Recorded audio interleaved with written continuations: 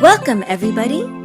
Remember, this is an interactive class, so you will need to pause the video to answer the questions or to participate in the related activities. Don't forget to pause the video and then continue.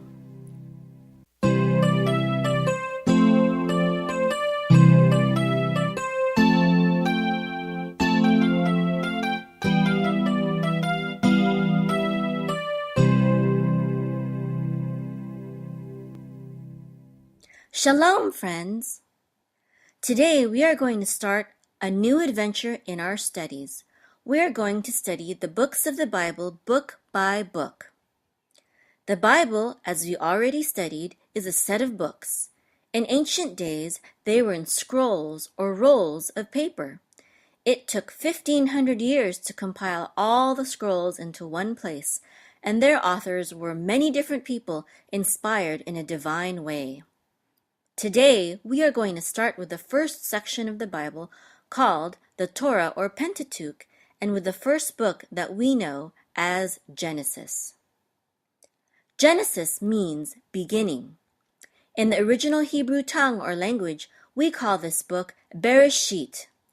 The Hebrew letters for the word Bereshit are Bet, Resh, Aleph, Shin, Yud, Tav. Bereshit literally means in the beginning. This is how the Bible begins, telling us how the beginning of all things came to be. The Bible tells us that Adonai, the Lord, with his power, used Yeshua, the Messiah, so that through him all things were made. Yeshua was the first being that appears in creation, and through him everything else was created. Bereshit was a book written by Moshe about 3,400 years ago and tells us two things. First is the beginning of all things in the universe, and second is the events and lives of the fathers of the faith who we already studied. Bereshit was in scrolls or rolls written in Hebrew, and today we have it in a book. This book has 50 chapters and tells the story from the beginning of creation up to 2,200 years later, until Joseph's death. It includes the story of Jacob's son who was named Israel. Bereshit tells us that there is a creator, the eternal Father, who has created all things for himself and created mankind to obey him and live in the world he created. Just as he created a paradise on earth, there is also a paradise in heaven prepared for those who love and obey him. Let's see a general overview of the book of Bereshit. The first chapters teach us that Adonai creates all that exists, the universe and all its contents, galaxies and planets. After all this, he takes 6 days of time to make from this planet something wonderful. Let's remember what he did in these 6 days. On the first day, he made the light and separated the light from darkness. On the second day, he separated the water and dry land appeared. On the third day, he made all the plants and trees. On the fourth day, he put the sun and the moon in place. On the fifth day, he made birds and fish. On the sixth day, he made the animals and mankind. And on the seventh day, he made the Shabbat, the day of rest. The seventh day is known as Shabbat. Shabbat means cease or stop.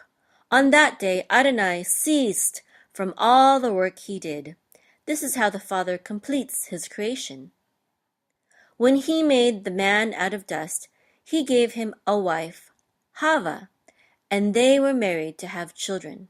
He put them in the beautiful garden called Eden.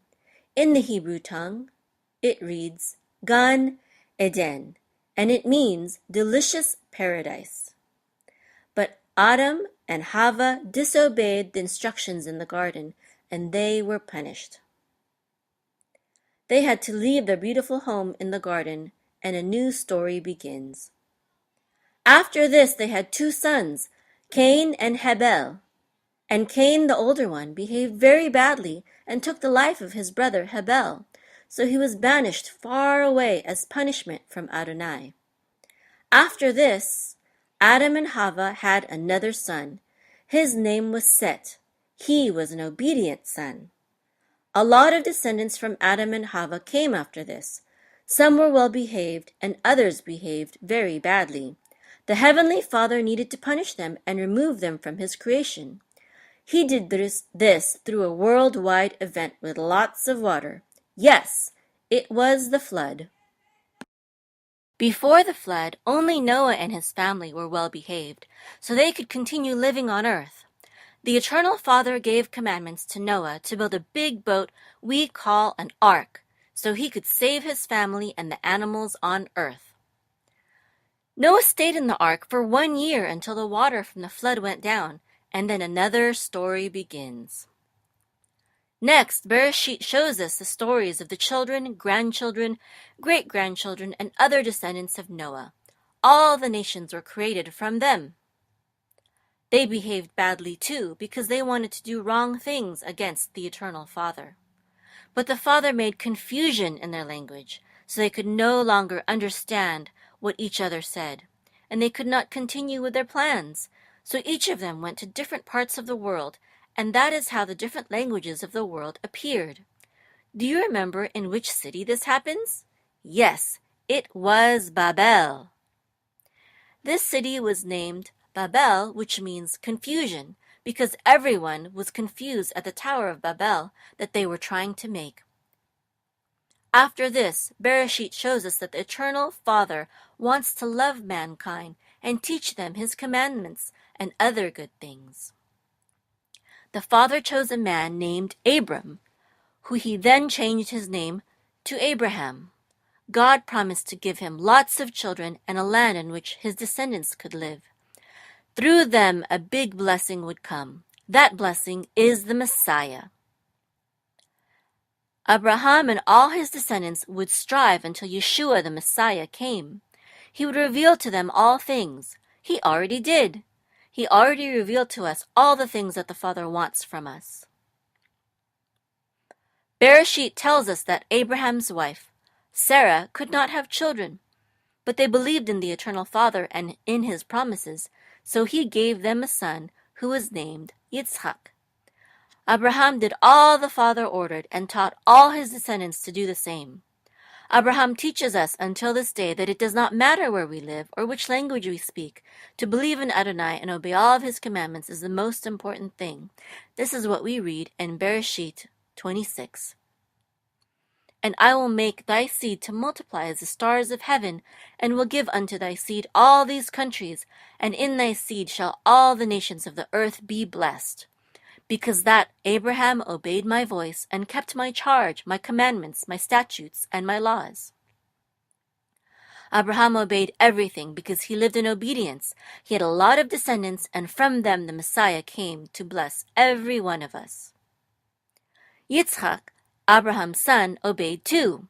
He had 2 sons. One was named Yaakov, and the other was named Esau. Yaakov struggled to obey, and the Eternal Father named him Israel. In Bereshit, we learn that Yaakov, who was Israel, had 12 sons, and in a time of famine, all of them traveled to Egypt.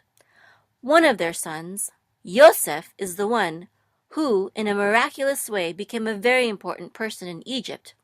He was a governor. This is because he obeyed Adonai in everything too. His brothers disliked him and sold him as a slave. However, the Eternal Father was with him, preparing a great story for the sons of Israel. They went to live for many years in Egypt and had a lot of descendants, sons, daughters, grandsons, granddaughters, and many others. They were welcome in Egypt. They had a good life and worked a lot. They grew in number and lived happily.